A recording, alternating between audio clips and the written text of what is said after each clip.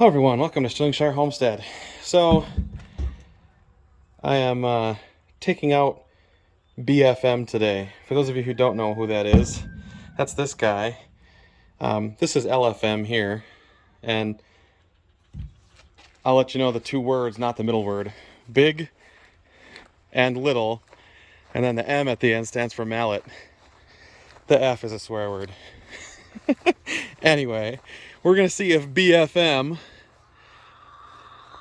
can hammer this giant telephone pole into our hole. We are putting in that is so far down, it's just unreal. We are putting in a light pole. I've got this from a gentleman, probably about 15-minute drive from our house, who was selling them for 10 bucks a pole, and he happened to have some older ones, and they still seem to be pretty nice. I stripped off a little bit here, and it still seems as though it's treated on the inside of this, which is good. It should be a treated pole because that's what it's used for. So we are in the middle of attempting to hopefully get the end of it over the hole.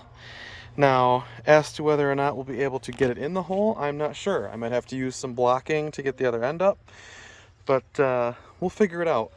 But right now we're going to see if BFM can use all of its weight and might to pound this post that way just a little bit.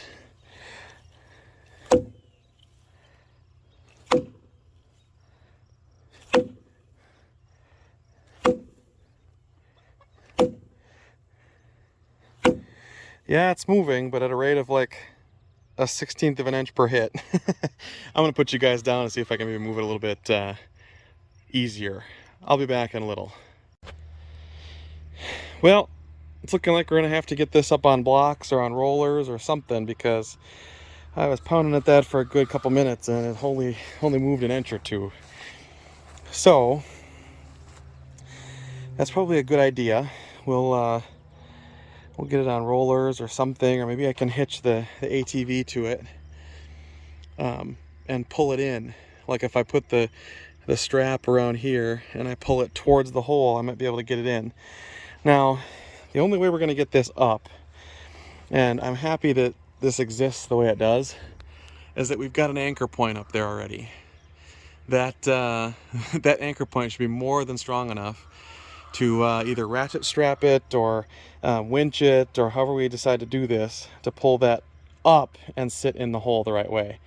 Once it's in the hole and at least standing, making it level and center and everything else is easy. We just have to get it in the hole first. Gonna be a challenge, but we're up for it. Nothing new at Stirlingshire Homestead. We do everything the hard way. That's what homestead life's about. One step at a time. So we'll see in a bit. Hopefully I can come up with something to get this in the hole. This is our pole. We are trying to set it into this hole. This hole was specifically dug for this pole.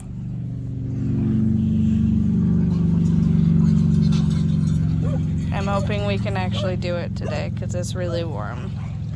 And it's going to be really warm for like the next week.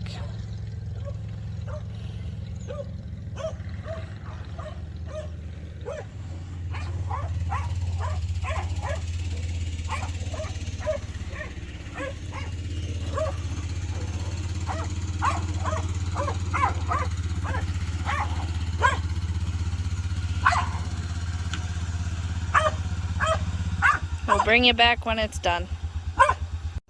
Well, it's in.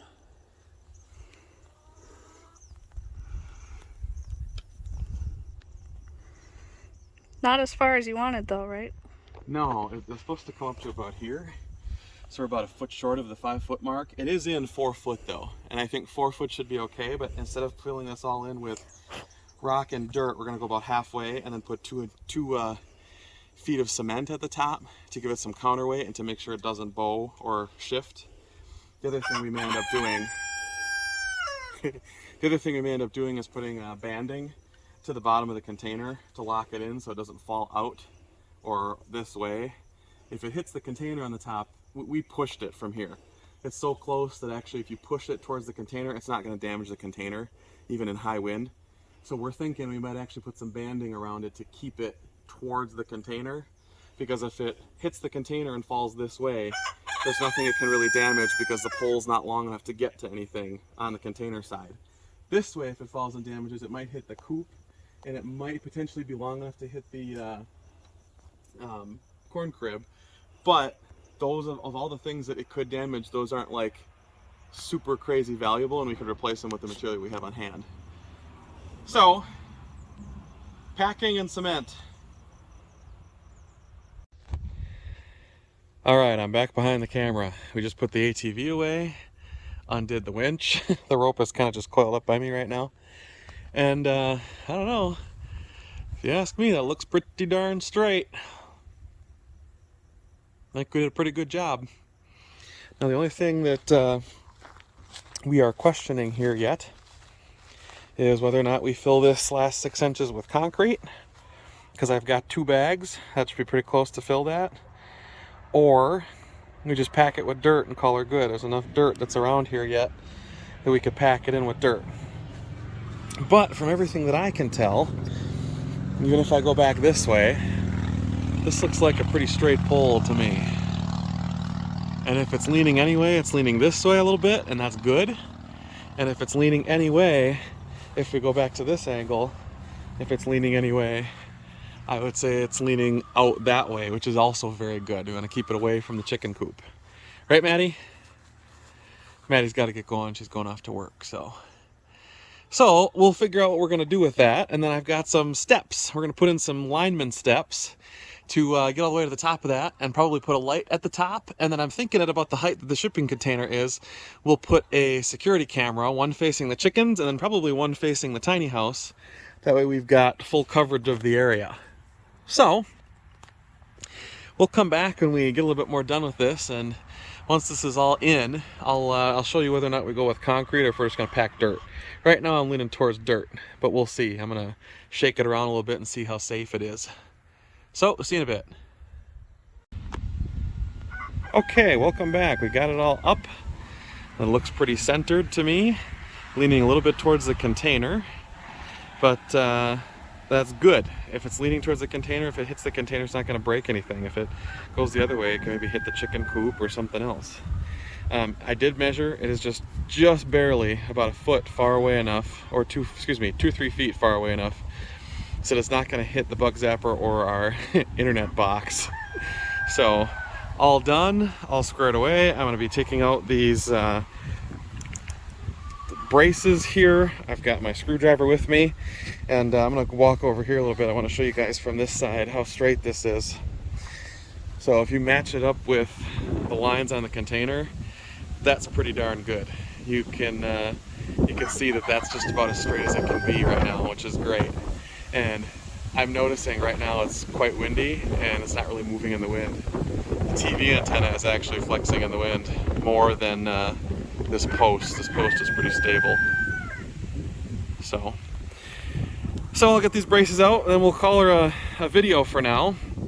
We'll hopefully get a light up here and flag run. I don't know what you call that, because it's not really a flagpole. And then we'll actually put a permanent flag up there, because we know that this can actually handle that wind weight. So, till next time, this has been Isaac at Sterlingshire Homestead putting in a 25-foot telephone pole.